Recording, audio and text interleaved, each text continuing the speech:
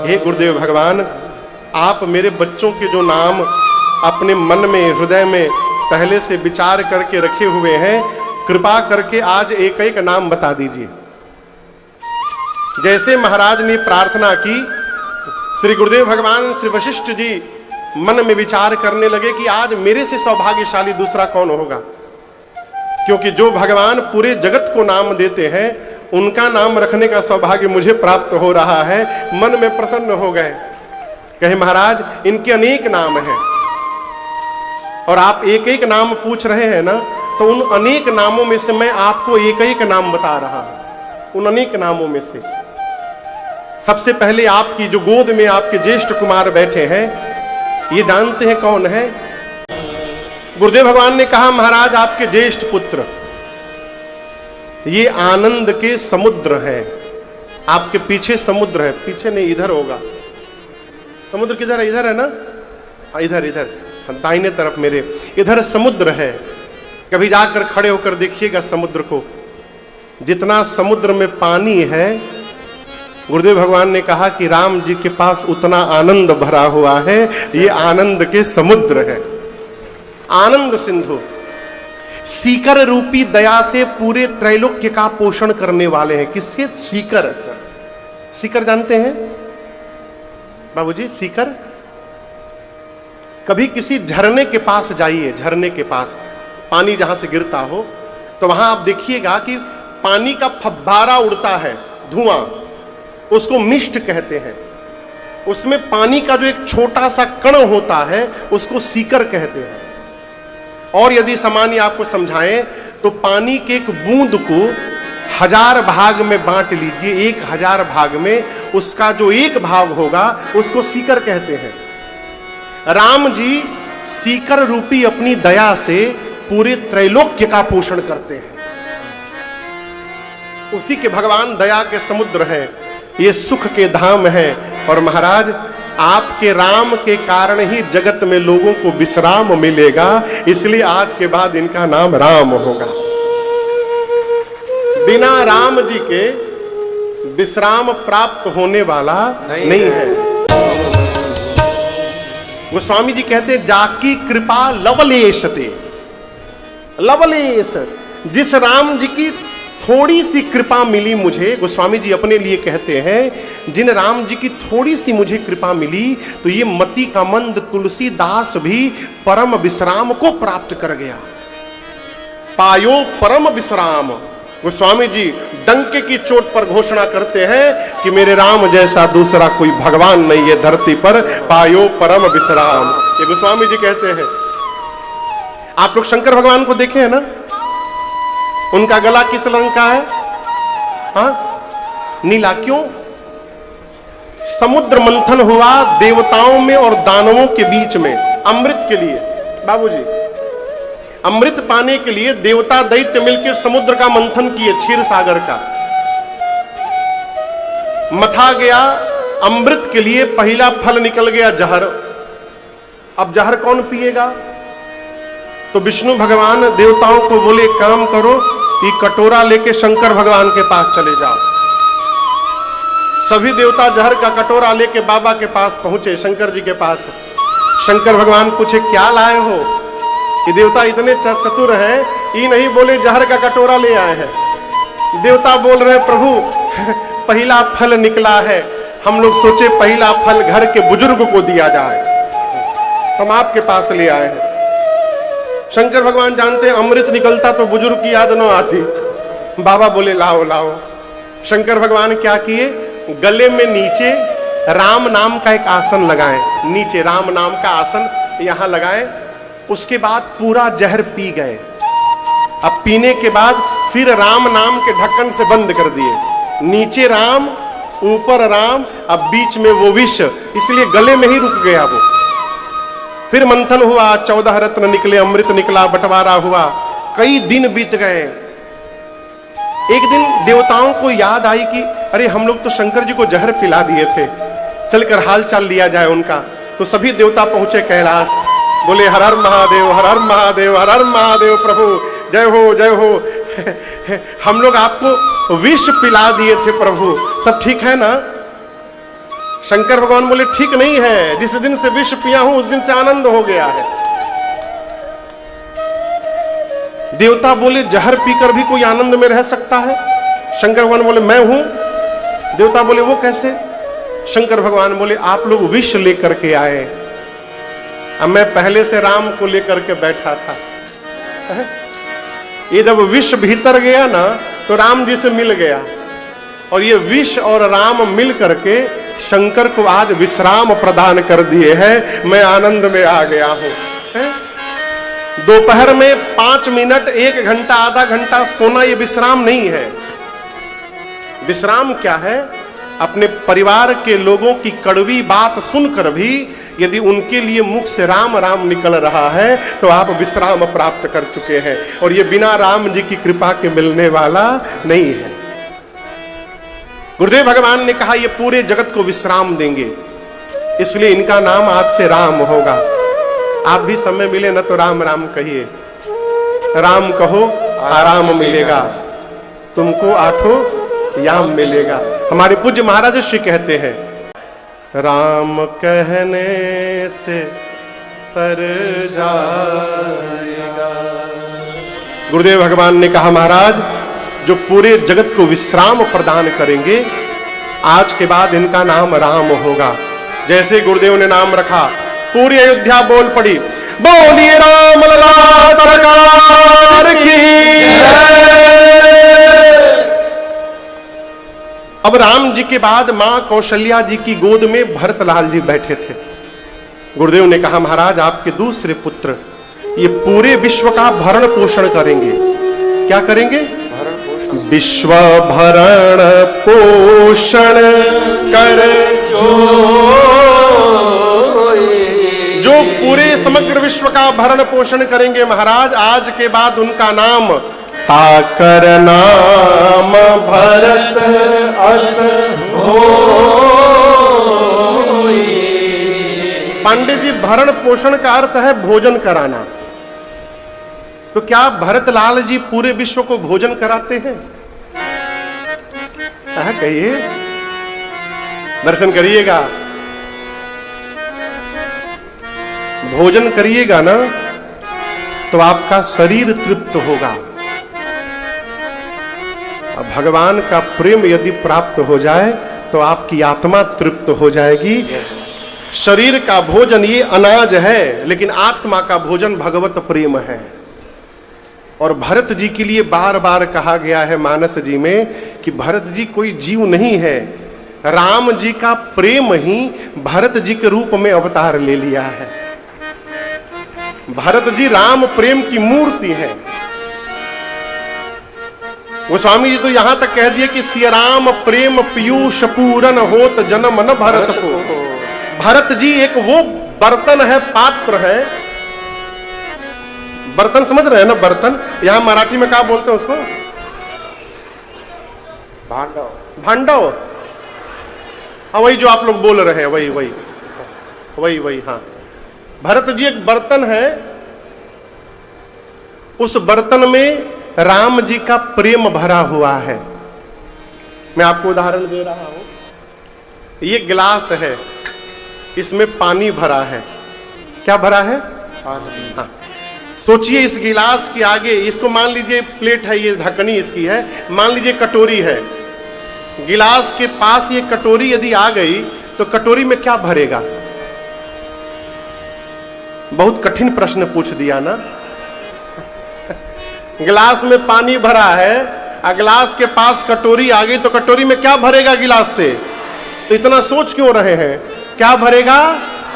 जो इसमें भरा है वही दूसरे में ये भरेगा। भरत जी हैं ये, भरत जी में राम जी का अमृत रूपी प्रेम भरा है। जो भी भरत भैया की शरण में आएगा, भरत जी उसकी आत्मा को राम प्रेम से लबालब भरते रहेंगे, इसीलिए इनका नाम भरत कहा। जो सबकी आत्मा को राम प्रेम से तृप्त करते रहे दिन रात, हे महाराज उनका नाम आज से भरत होगा। जैसे गुरुदेव ने नामकरण किया, पूरी सभा बोली, बोलिए भरतलाल सरकार की जय। अब भरत भैया के बाद किसका नंबर है? राम जी के बाद भरत जी के बाद नंबर तो लक्ष्मण जी का है, लेकिन शत्रुघ्न भैया ओवरटेक किए हैं यहां पर। मां कैकेयी की गोद में सबसे छोटे कुमार शत्रुघ्न जी बैठे हैं। गुरुदेव ने कहा महाराज आपके छोटे कुमार ये वो हैं जिनके नाम का यदि हम स्मरण करते रहें तो हमारे शत्रु समाप्त हो जाएंगे। ये बात बड़ी अटपटी है। जाके सुमिरन ते रिपु नासा, रिपु मने शत्रु, इनका नाम शत्रुघ्न वेद प्रकाशा, वेद प्रकाशा। आज के बाद इनका नाम शत्रुघ्न होगा। और आपको पता है शत्रुघ्न भैया श्री रामचरितमानस के मौन पात्र हैं। मौन समझते हैं, बोलते ही नहीं है। क्यों नहीं बोलते हैं? राम जी के दास हैं भरत जी, अब भरत जी के दास है शत्रुघ्न जी। शत्रुघ्न भैया राम जी के दास नहीं है, शत्रुघ्न भैया राम जी के दासानुदास है। राम जी के दास है शत्रुघ्न जी। और दास कौन? जिसकी कोई अपनी इच्छा ना हो। यदि आपकी इच्छा है तो आप दास नहीं, आप सेवक हैं।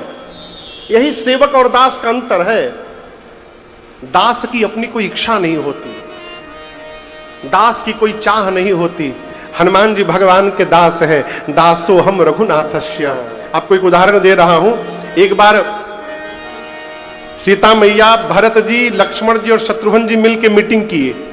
बाबूजी मीटिंग किस बात की? ये हनुमान को देखो, जब देखो प्रभु के पास बैठा रहता है, थोड़ा भी एकांत नहीं छोड़ते। कहिए थोड़ा दूर जाइए तो कहते सेवा करनी है, पांव दबाने लगते हैं। तो चारों लोगों ने मिलकर मीटिंग की कि हम लोग एक काम करते हैं, प्रभु की जितनी सेवा है हम लोग आपस में बांट लेते हैं, हनुमान के लिए कुछ छोड़ा ही नहीं जाएगा। चारों लोग आए मीटिंग करके, भगवान से बोले प्रभु हम लोग सेवा का बंटवारा करना चाहते हैं। भगवान बोले बांट लो। किसी ने कहा मैं दाहिने पांव की सेवा करूंगा, किसी ने कहा बाएं पांव की, मैं सिर की, मैं कंधे की, मैं हाथ। जितनी सेवा थी सब लोगों ने बांट ली। हनुमान जी सोचे अब हमारी तो छुट्टी हो गई, हमारे लिए कोई काम बचा ही नहीं, अब हम क्या करेंगे। अभी हनुमान जी सोच ही रहे थे, तब तक भगवान को उबासी आ गई। उबासी आप समझते, जम्हाई ऐसे लेते हैं ना उबासी, तो कहते हैं जब जम्हाई आए तो वहां चुटकी बजाते हैं। तो जैसे भगवान जम्हाई लिए, हनुमान जी कूद के अब भगवान के मुंह के सामने चुटकी बजा दिए। बोले प्रभु हमको मेरी सेवा मिल गई। भगवान बोले तुम कौन सी सेवा करोगे? हनुमान जी बोले प्रभु आप जम्हाई लेते हैं तो चुटकी बजाने के लिए आपको अपना हाथ उठाना पड़ता है, अब आपको ये कष्ट नहीं करना पड़ेगा, आप खूब जम्हाई लीजिए, हम आपके मुंह पर चुटकी बजाया करेंगे। प्रभु अब तक जो हनुमान जी पांव में बैठे रहते थे, अब वो भगवान के मुंह पे चढ़े बैठे रहते हैं। कहीं भगवान जम्हाई ले हम मिस न कर दे, चुटकी बजाना है। ये क्या है? दास। दास पूर्ण रूप से प्रभु की सेवा में समर्पित रहता है। जब हम दास भाव में आ जाएंगे ना, फिर हमारी सभी इच्छाएं समाप्त हो जाएंगी। न काम बचेगा, न क्रोध बचेगा, न मोह बचेगा, न लोभ बचेगा, न मत्सर बचेगा। यही खट विकार हमारे जीवन के सबसे बड़े शत्रु हैं। गोस्वामी जी कहते हैं, गुरुदेव ने कहा जो आपके छोटे कुमार का नाम लेता रहेगा उसके ये सभी शत्रु समाप्त होते रहेंगे। इसलिए इनका नाम आज से शत्रुघ्न होगा। पूरी सभा बोली बोलिए शत्रुघ्न लाल सरकार की। अब सबसे अंत में लक्ष्मण भैया थे। गुरुदेव ने कहा आपके सबसे छोटे कुमार लक्षण धाम राम प्रिय सकल जगत आधार गुरु वशिष्ठ तिहि राखा लक्ष्मण गुरुदेवन कहते महाराज आपके सबसे छोटे कुमार, ये सभी शुभ लक्षणों के धाम हैं, राम जी के प्रिय हैं, ये शेष अवतार है महाराज। आज के बाद इनका नाम लक्ष्मण होगा। पूरी सभा बोली बोलिए लखन लाल सरकार की जय। गुरुदेव ने नामकरण किया और कहा महाराज 4 वेद हैं और आपके 4 पुत्र हैं। ये आपके चारों पुत्र चारों वेद के सारांश हैं, सार तत्व हैं। मुनियों के लिए आपके राम धन है, भक्तों के लिए सर्वस्व है। शंकर जी के लिए तो प्राण तत्व है। आज के बाद ये दो दो की जोड़ी में रहेंगे महाराज। सांवले राम जी के साथ गोरे लक्ष्मण जी रहेंगे और सांवले भरत जी के साथ गोरे शत्रुघ्न जी रहेंगे। गुरुदेव ने भाव स्वभाव बताया। इसी बीच बधाई गाने वाले आ गए। कौन आ गया? यहां बंबई में आते हैं लोग, बेटा बेटी होने के बाद घर में आते हैं बधाई गाने वाले। अरे बोल कहीं नहीं रहे हैं, आते हैं। वहां भी पहुंच गए और बाहर से ही गा रहे हैं। चलो कहां? गोस्वामी जी कहते हैं भगवान शंकर ने मां भवानी से कहा, देवी जो राम जी पूरे जगत के माता पिता हैं, वो राम जी आज बालक बने हुए हैं। यही विधि राम जगत पितु माता। अयोध्या वासियों को सुख देने के लिए जगत का पिता आज पुत्र बना हुआ है। इस प्रसंग को बड़े ध्यान से समझिएगा। बिना नीचे उतरे आप समाज को सुख दे ही नहीं सकते। नीचे उतरना पड़ेगा। अभिमान के पहाड़ पर से अपने को नीचे उतारना पड़ेगा। बिना नीचे आए आप सुख नहीं दे सकते। गोस्वामी जी कहते हैं जगत के माता पिता हैं राम जी, लेकिन अयोध्या वासियों को सुख देना है तो देखिए नीचे पुत्र बन करके आए हैं। कौशल्या मैया ने कहा, प्रभु अयोध्या में सबको आनंद मिल रहा होगा। अच्छा आप बताइए, इस पंडाल में सबको आनंद मिल रहा है? आप लोग भाग्यशाली हैं, अयोध्या में सबको आनंद नहीं मिल रहा है। मां पूछी, प्रभु किसको मिल रहा है? तो शंकर जी बोले, जीन रघुनाथ चरण रति माने, तीन के यह गति प्रगट। भगवान शिव कहते हैं जो रघुनाथ जी के श्री चरणों में प्रेम करता है उसी को भगवान की लीला में आनंद प्राप्त होता है। यहां आप लोग इतने लोग कथा सुन रहे हैं, जिसका भगवान में जितना अधिक प्रेम होगा उसको कथा में उतना अधिक आनंद प्राप्त होगा। सबको एक समान आनंद नहीं मिल सकता। शंकर भगवान बोले जो अयोध्या में राम जी के चरणों में प्रेम रखता है उसी को इस लीला से सुख मिल रहा है। पार्वती मैया बोली, नाथ क्या अयोध्या में भी कोई है जो राम जी को प्रेम न करे? शंकर जी बोले, है ना, अयोध्या में भी एक है जो राम जी को प्रेम नहीं करती है। आप जानते हैं वो कौन है? नाम मंथरा मंदमती चेरी कैकेयी। मंथरा नाम है, कैकेयी जी की दासी है। वो राम जी को प्रेम नहीं करती और जहां जहां राम राम राम राम होता है उसको सुन के उसको जलन हो जाती है, जल जाती है, भुन जाती है, उसको सुख नहीं मिलता। और आपको मैं बताऊं, जीवन के सबसे बड़े दुख का कारण है बंधन। ये बंधन क्यों होता है? भगवान से विमुख होने के कारण। कई लोग कहते हैं महाराज जो भगत होते हैं उनको इतना कष्ट क्यों मिलता है? अभी आज लोग मिले, बोले महाराज हम लोग दुर्गा जी के मंदिर का प्राण प्रतिष्ठा किए, मूर्ति का प्राण प्रतिष्ठा किए दुर्गा जी का। उसके बाद पिताजी को लकवा मार गया, माई सेवा करने गई, माई को लकवा मार गया। जब से मंदिर की स्थापना किए तब से विपत्ति आ गई है महाराज जीवन में। हमने कहा पहले तो ये कहना बंद करो कि जब से मंदिर की स्थापना की हो तब से विपत्ति आ गई है। अरे विपत्ति बहुत बड़ी थी, मंदिरवा स्थापना कर दिए तो छोटे में निकल रही है। इसको बंद करिए कहना। भारत में सबसे कठिन कोई परीक्षा है तो IAS IPS की है। ठीक बोल रहा हूं ना? सबसे कठिन जो परीक्षा है उस परीक्षा को अमीर घर के बेटा बेटी भी दे सकते हैं, गरीब का बच्चा भी दे सकता है। बहुत कठिन है, लोग सालों प्रयास करते हैं, नहीं होता, किसी किसी का होता है। लेकिन जो वो परीक्षा पास कर लेता है ना, उसके पूरे जीवन का कायाकल्प हो जाता है। जो झोपड़ी में बैठा बच्चा है वो IAS अधिकारी बन जाए तो उसके पूरे जीवन का दुख समाप्त हो जाता है और वो नीचे से शिखर पर पहुंच जाता है। मैं तो बार बार कहता हूं, जीवन में जब कष्ट आ रहा हो दुख आ रहा हो तो ये मान के रखिए कि भगवान जीवन की सबसे कठिन परीक्षा में आपको बिठाए हैं, क्योंकि वो आपको शिखर पर पहुंचाना चाहते हैं। इस परीक्षा को पास करिए, शिखर पर पहुंचिएगा। रोना नहीं है, जूझिए उससे। कहां जाइएगा भाग करके। एक जैन महात्मा थे, बड़े प्रसिद्ध महात्मा, पैदल चलते थे। राजदीप भैया, वो पैदल चलते थे तो उनके पीछे गाड़ियों की लाइन लगी रहती थी, धीरे धीरे गाड़ियां चलती थी। किसी पत्रकार ने पूछा महात्मा जी से कि मुनि जी आप पैदल चल रहे हैं, आपके पीछे इतनी गाड़ियां दौड़ रही हैं, किसी में बैठ जाइए। मुनि जी बोले मैं पैदल चल रहा हूं इसीलिए गाड़ियां चल रही है, जिस दिन मैं गाड़ी में बैठ जाऊंगा मेरे पीछे कोई गाड़ी नहीं दिखाई पड़ेगी आपको। ये कहने का अर्थ है जिससे जितना भागिएगा वो उतना पीछा करेगा, और जहां डट कर सामना कर लीजिएगा दोबारा आपको दिखाई देने वाला नहीं है वो।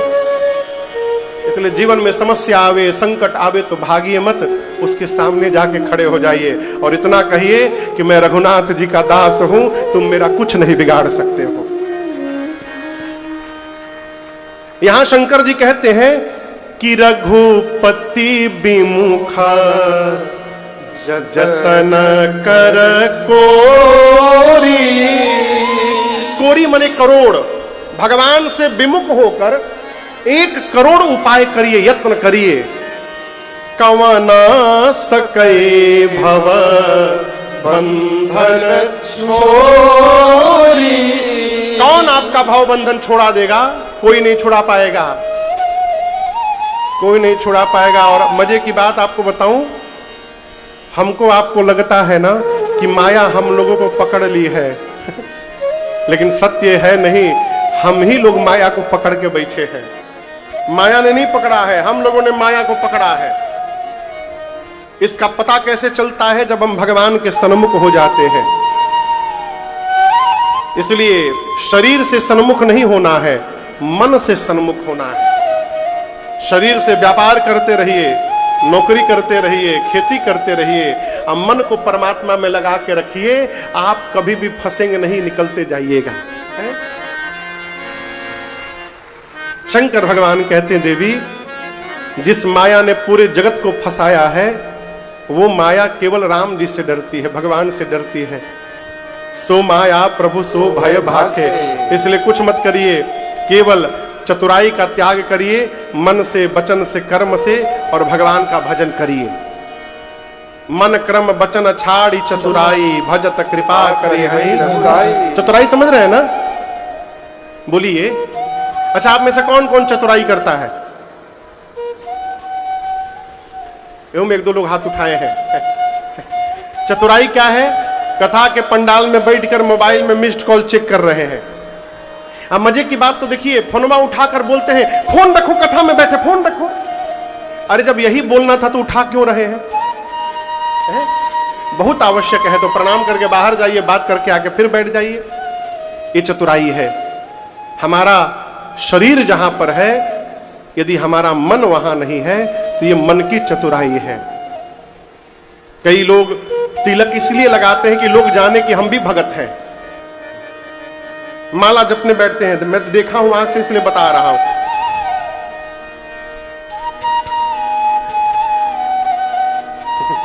नया लाए हैं,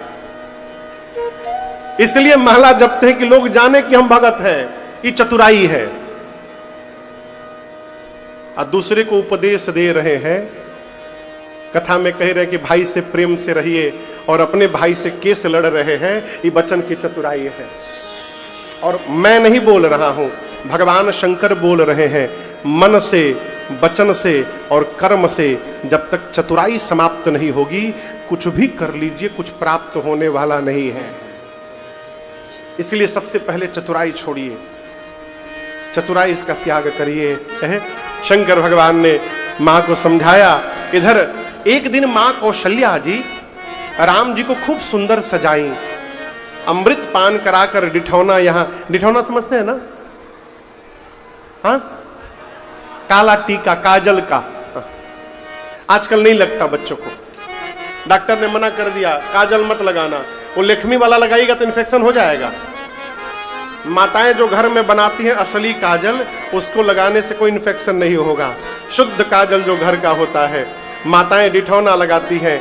राम जी को मां ने काला टीका लगाया और पालने में मां ने अमृत पान करा करके सुला दिया। राम जी जब सो गए उसके बाद मां अपने कुल के देवता भगवान श्री रंगनाथ की पूजा करने के लिए कुछ पकवान बनाई और जाकर मंदिर में मैया ने भोग लगाया।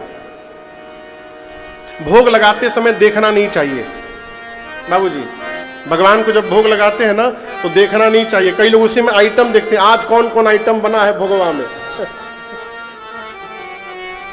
आंख बंद कर लेना चाहिए, पर्दा लगा देना चाहिए। मां ने पट बंद किया। अब भोग लगाने के बाद मां ने जैसे पट खोला, क्या देखा?